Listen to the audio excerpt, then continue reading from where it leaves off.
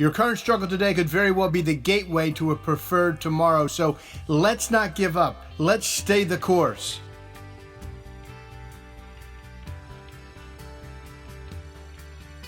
A lot of companies have access to the technology. What will cause your company, your team, to stand head and shoulders above the competition? What's going to cause that is your ability to meet your customers' needs right where they are.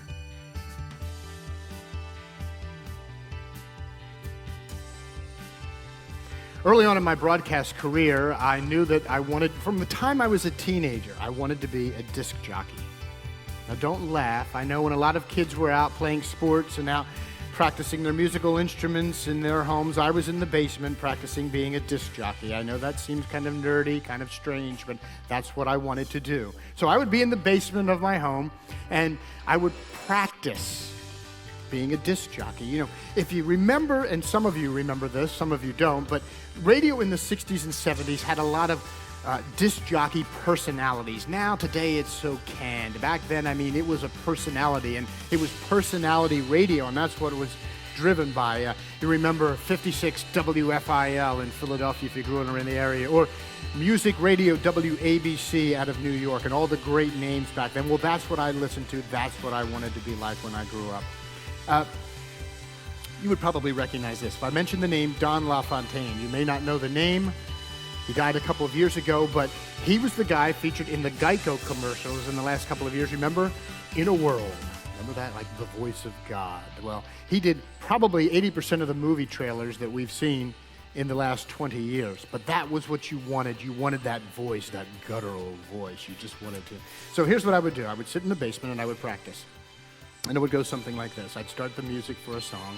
You know, there'd be like a 20-second lead into before the words start, and I would say, 29 minutes after 9 o'clock, 31 in front of 10. It's the latest it's been all morning. Going to see a sunny day, a high of 75. Right now, 56 and gorgeous outside with ELO and the Electric Light Orchestra.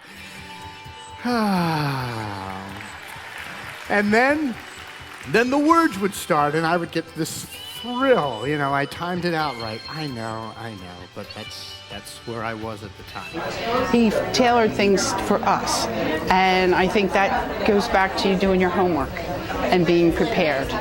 And I know that's something that it's priceless. If you don't connect with your intended audience, you're going to die, literally. Maybe not today, maybe not tomorrow, but mark my word, I don't even know your business, but you will die. You say, how do you know that, Jeff? Because take a look at this. Got much more money than we do. Can we start clicking the button one at a time? Watch this. Blockbuster, 1985 to 2010. Kodak, a fraction of what they used to be. Remember Woolworth? No longer. Circuit City? There's word they may be coming back. And how about Tower Records? No music, no life. I say, how about no company? 2004, they're gone. I mean, we communicate with customers every day to perfect that skill and craft is just so vital to us. And Jeff really had a great way of finding out about our organization, the gaps in communication styles and things like that, and supplementing with the materials. One of my first broadcast jobs was as a disc jockey at a small station in Hamilton. Now, granted, I had a Saturday morning shift. I know there's probably only 4 or 5 listeners, if that. The signal only reached about 3 or 4 miles. But anyway, I was pretending that I was at Music Radio WABC or WFIL. That's where I pretended I was. Well, about 3 or 4 weeks into that, I had some tapes together, some air checks, and I went to the general manager of the station. I said, I'd wonder if you would sit down with me, and I wonder if you would just go over my tapes, give me a little bit of critique. He'd had a lot of years in broadcasting, and, give me some of your feedback. He said, sure, come on in. So we go in the office, and as we go in the office, he says, hey, Jeff, come on in and sit down, and let's take a listen to some of your tapes. And I thought that was kind of strange. I thought he normally doesn't talk like that. Why is he talking like that? Then he said to me, Jeff, when you talk to me, in normal conversation, do you talk like that? And I said, well, no, of course I don't. You know that. And he said, well, then why do you talk that way on the radio? And then he said something to me that I will never forget. He said, you're just starting out your career. Don't try to be somebody else. Be yourself. The great broadcaster Paul Harvey put it this way once. He said, be the best you can be.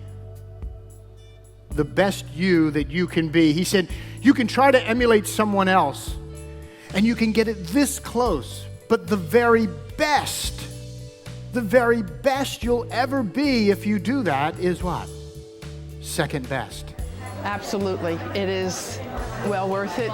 It's something that I know every one of us is coming away with something, and hopefully going forward will be much more productive for the company and make it a success for themselves and for the company. He couldn't speak. You see, he knew what he wanted to say. He just couldn't get the words out. And a lot of times, you and I know what we need to do.